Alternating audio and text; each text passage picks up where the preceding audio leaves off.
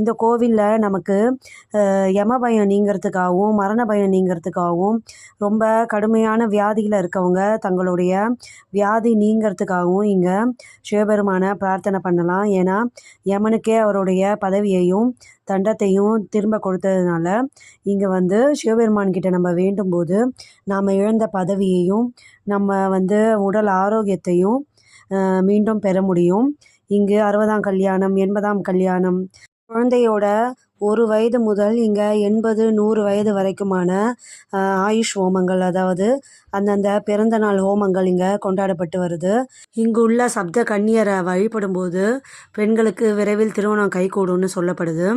இது இந்து சமய அறநிலைத்துறைக்கு கீழே வருது. இந்த கோவில் மிகவும் பழமை வாய்ந்த இந்த கோவிலை வழிபடும்போது மனதுக்கு அவ்வளோ சந்தோஷமாகவும், ஏற்கனவே இங்கே 4 வேதங்களும் யமனும் இங்கே வழிபட்டு சென்ற கோவிலை நாமும் சென்று வழிபடும்போது